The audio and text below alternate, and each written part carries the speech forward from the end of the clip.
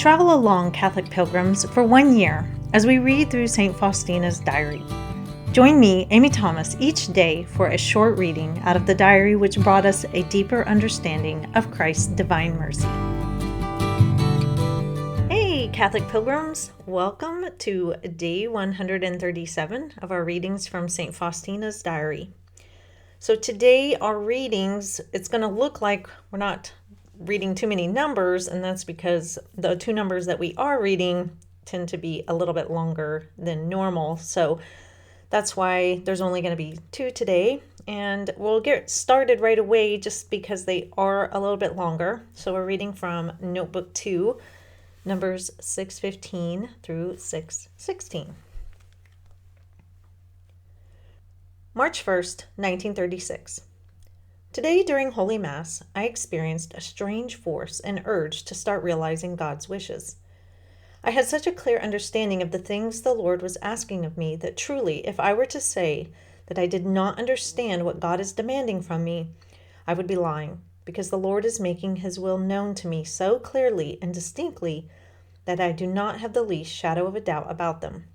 I realized that it would be the greatest ingratitude to delay any longer this undertaking which the Lord wishes to bring to the fulfillment for His glory and the benefit of a great number of souls.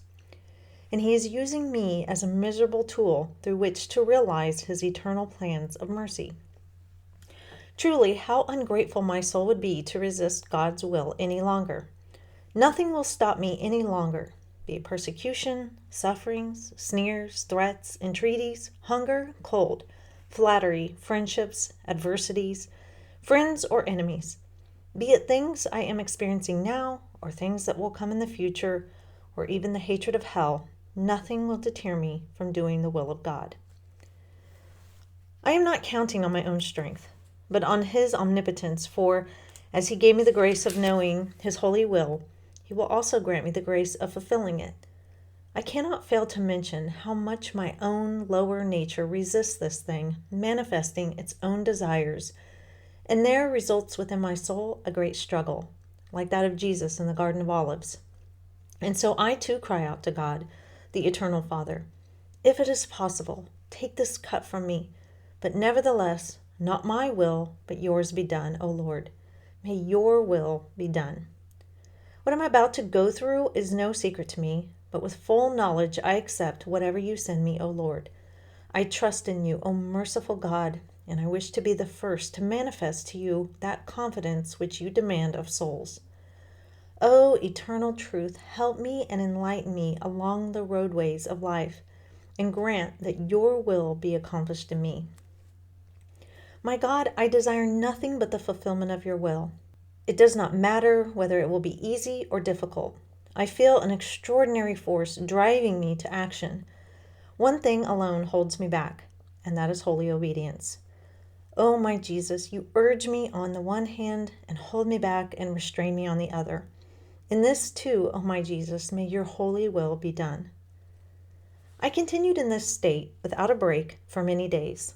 My physical strength declined, and though I did not speak to anyone about it, nevertheless, Mother Superior Borgia noticed my pain and remarked that I had changed in appearance and was very pale. She told me to go to bed earlier and to sleep longer, and she had a cup of hot milk brought to me in the evening. She had a motherly heart, full of care, and tried to help me.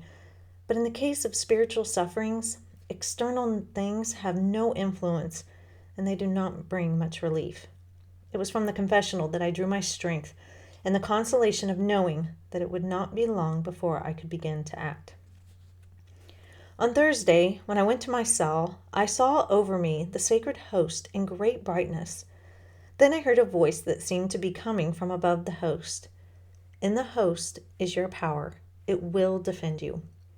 After these words, the vision disappeared, but a strange power entered my soul, and a strange light as to what our love for God consists in, namely, in doing His will. There have been numerous times in my life where I have felt a huge tug from God on my soul to go down a path that I was not wanting to go down, or that I was ignoring, or that I was scared to go down. And oftentimes God would send people into my life to kind of reaffirm to me that I was hearing what his will was, and to try to get me down that path that he wanted me to go down. And too often I ignored it. And I'll give you an example.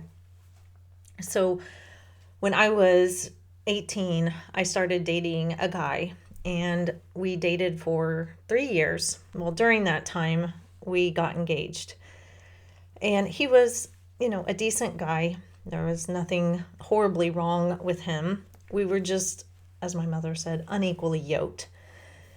And when he asked me to marry him, I knew immediately that my answer should be no.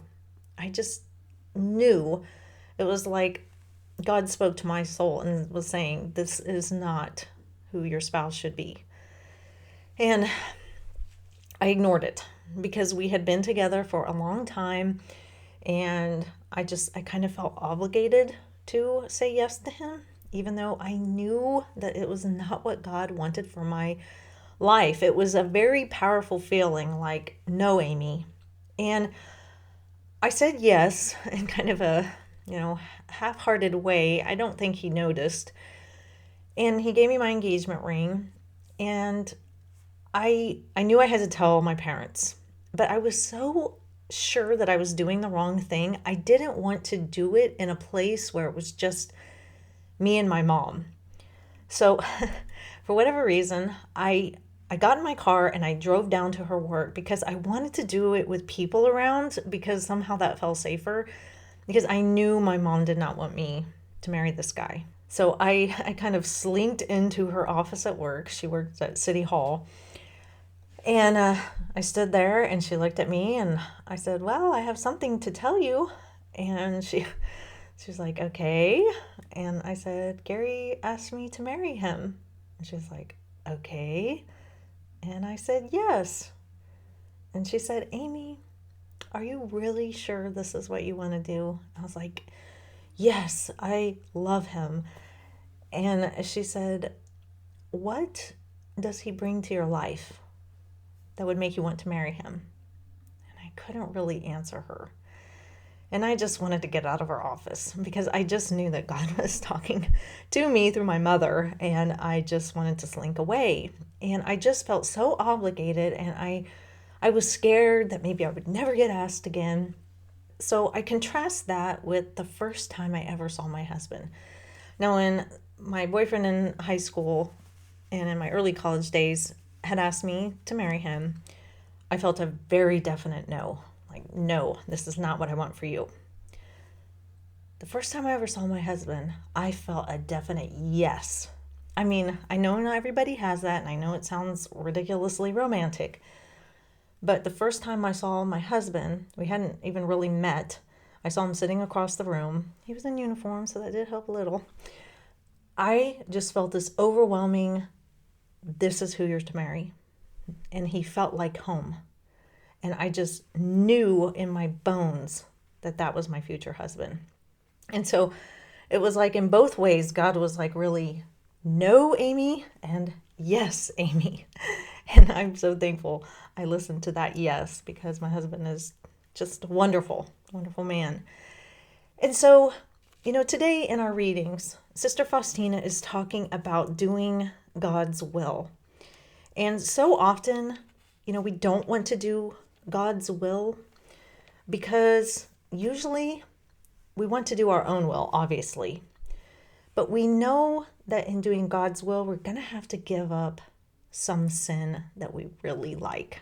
And that's hard because a lot of times our sins are things that really speak to us, and we don't want to let go of them because they either feel good or they've been a part of our lives for so long that just the thought of giving it up just seems like a disaster. And that's kind of how I felt with my boyfriend that I had been engaged to. I just had been with him for so long that the thought of him not being in my life anymore seemed so odd. But I wasn't following God's will, and I knew it. And she even says here, I had such a clear understanding of the things the Lord was asking of me that truly, if I were to say that I do not understand what God is demanding from me, I would be lying. And so oftentimes we really know. We feel that conscience tug at us, and we know what God's will is for us. And I think a lot of times people just ignore that because, they don't want to give up some sin. And, obviously our will, going with our will over God's would be a sin. But just the sin, the act itself, whatever it is we're clinging to, we don't want to give up. But she says here also, the Lord is making his will known to me so clearly and distinctly that I do not have the least shadow of a doubt about them. I realize that it would be the greatest ingratitude to delay any longer this undertaking which the Lord wishes to bring to fulfillment for his glory and the benefit of a great number of souls. And so when I was reading through this, relating this back to my story of the two guys in my life, if I had gone my own way and married that guy, his name was Gary, if I had married Gary, that was not what God was wanting me to do. It would have not been a good marriage. I know that. And that's part of why I was so hesitant to say yes, because I knew that it wouldn't be a good marriage. But I would have been so ungrateful to God when he was trying to call me out of something that he knew was going to make me unhappy. God was over here saying, just trust me, Amy. Just trust me. If you trust me, I will bless your trust. And boy, did he ever. But, it would have been so ungrateful of me to ignore God and say, no, you don't know. I've got it all figured out. I'm going to do it my way. Oh gosh, I just think of how awful it would have been.